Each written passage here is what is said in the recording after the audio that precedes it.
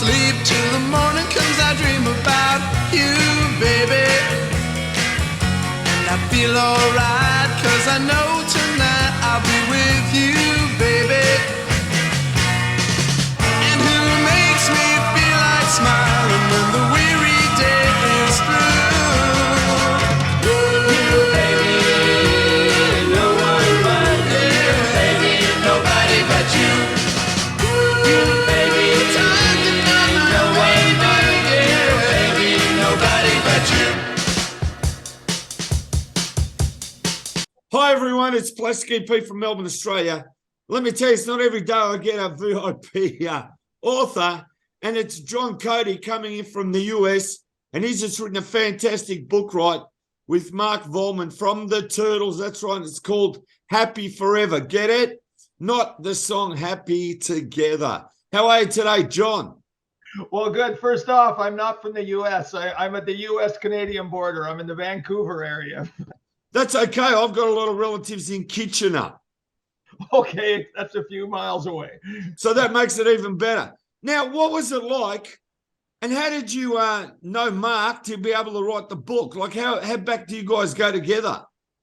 Well over a decade. I had written an article on him maybe 15 years ago, and he approached me and said, okay, you make me look smarter than I am. You make me say what I wanted to say. And so he asked me to do this book. And the idea from the beginning was to do something with everyone else's voice. There's a book called George Being George on George Plimpton that used this model. And so basically, Mark just opened up his phone book and let me interview anyone I wanted. And we did well over 100 people. And it just fell together seamlessly. It was great. I can also just say now, I've just recently done an interview with Charles Rosenay, and it's on the internet. Go to YouTube, Plasky P Live TV, and you'll see a fascinating interview with us and Howard Kalin. And I tell you, I just admire these guys so much. You know, these guys are so switched on, and they live the dream. Like, they really live the rock and roll dream. Would you agree with that? Well, they live the dream and the nightmare. I mean, they had so many managers and what they went for. And as I said, Howard tells the story of going to England and signing in hotels as Jerry and the Pacemakers.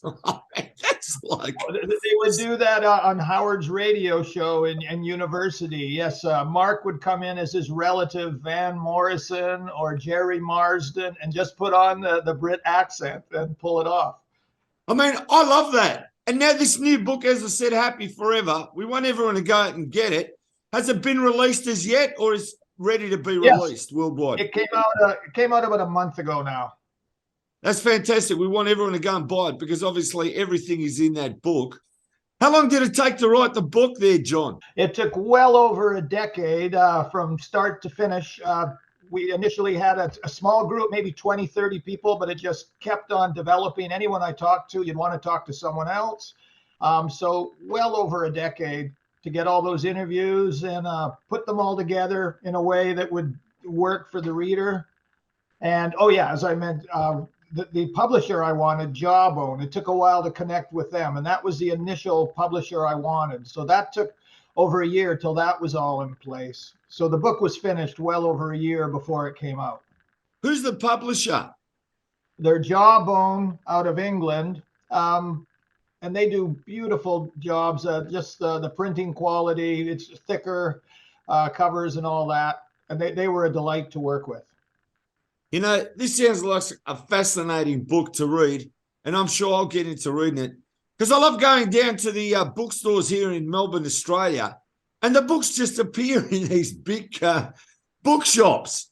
It's amazing. I stand there and I go, oh, I did the interview on that book, or I did the interview on that book. And once you physically get the book and look at it, it's like gives me a buzz, you know, because you're getting it out to the world. Exactly. And there's so much. Yeah, this story is such a fascinating story, and there's so many parts to it. It's not just Mark was a rock star and it ends there. He just keeps on reinventing. We joke he was a bit like the guy that appeared everywhere.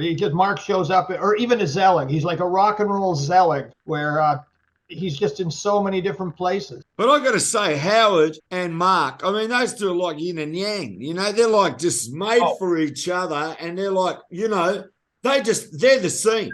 I mean, even to work with Mark Boland, right? I mean, this is unbelievable. And Frank Zappa, I mean, the stories they got to tell is unbelievable. And no one had ever put all those people together. That was what I really enjoyed, is with the Turtles and with the Zappa band, I got nearly every single member of those bands. Like with the Zappa Mothers, it was every member that was on stage except Frank as he passed, but Gail, his wife, showed up. So we had every member. And then how they, you know, for instance, a couple did not want Mark and Howard in the band initially. They thought they were just pop singers. And so it's interesting, Ainsley Dunbar, Jeff Simmons, how they first perceived Mark and Howard, and then after they worked with them, they loved working with them. And even with all the Turtles, there was members that had never spoken before, and so it was great to get all those guys, and their stories just run the gamut. There's so many contradictions in the book, which we love. We said this isn't a bug, it's a feature to get everybody telling how they perceived it. Right from the rhythm guitarist in the Turtles who felt Mark and Howard had no talent, and others just loved working with him. I love the cover too. Who picked the cover photo of Mark looking through the tambourine? That all the photos came from Mark, and that was a beautiful shot. And if you turn it around, you see an updated shot of him with the tambourine again. Yeah, that was, I think, around 67.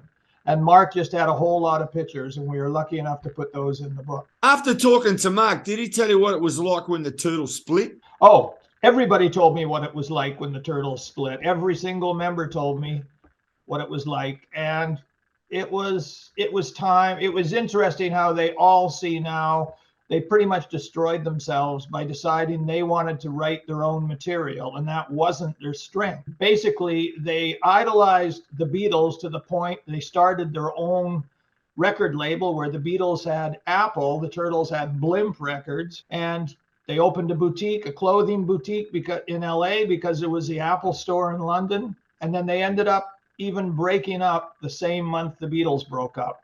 Since you've spoken so much about the Beatles, I'm just saying, and the Turtles, I mean, Mark had a big love for the Beatles, didn't he? They all did. Oh, yeah. Does that come across in the book? Did he actually mention the Beatles quite a bit in the book?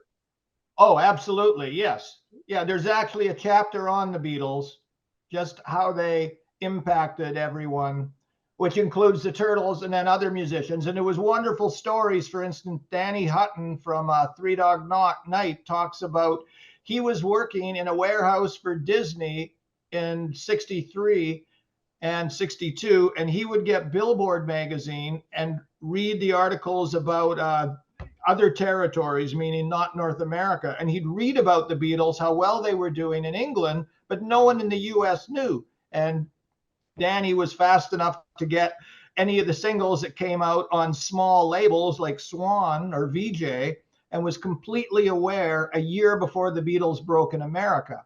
And he talks, I think he even brings it up in the book, where Kim Fowley brings Jackie DeShannon and Jack Nietzsche to his home to say, okay, explain this Beatles. What is Beatles? And again, this is before they broke with Ed Sullivan and such. That's fascinating, you know? To get that into the book is major for Beatle fans too. So, I mean, that's something great to read. Now, let's say now with this fantastic book that's come out, he doesn't have to worry about really saying too much, does he? Because it's all in the book for Mark. Exactly. Yes. And isn't it a great time to have got that out now? You know what I mean? Mm-hmm. It's an accomplishment. Well, the book is actually far more of Mark's friends discussing things, and then Mark will chime in whenever he feels like it. And just, you know, it's wonderful. At some points, there's two different drummers arguing about who came into the Turtles, with Johnny Barbata. And basically, the other drummer is calling Johnny Barbata a liar, and Mark comes in and just says, they're both right, and explains that, you know, the sequence, because we're talking 50, 55 years ago, what happened. So amazing. Mm-hmm. And you see the video clips now today and the way they made them 4K and they make them stand out. And you just see how relevant and how great the Turtles really were. Oh, they were. And part of that was Mark just came across so well on video and just being the prankster. And in the book, we see he was that guy from infancy. He would make people laugh. And this is not one of those stories where he was laughing on the outside, crying on the inside. He was laughing all the time. He was doing things. Now, I'm interested to know if you could tell me a little bit about Mark before he joined the Turtles. Like, did he go to university and he planned to become, let's say, a doctor or something, and then the Turtles happened? Tell me Mark's story, because I mean, I've got no idea. Okay. Pre-Turtles. No, what he did, he was in baseball. He was quite a serious baseball player in elementary and middle school.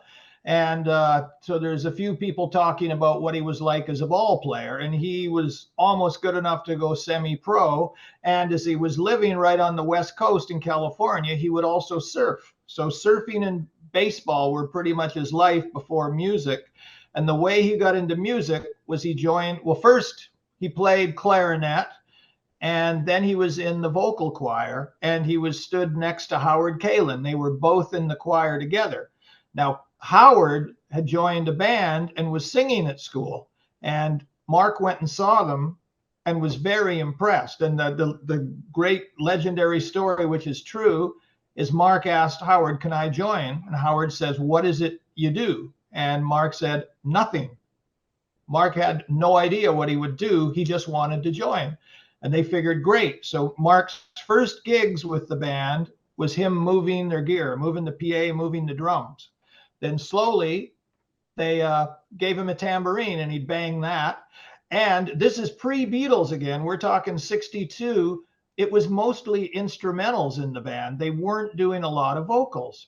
But because Mark played clarinet, Howard played sax. They both became sax players and would do surf instrumentals.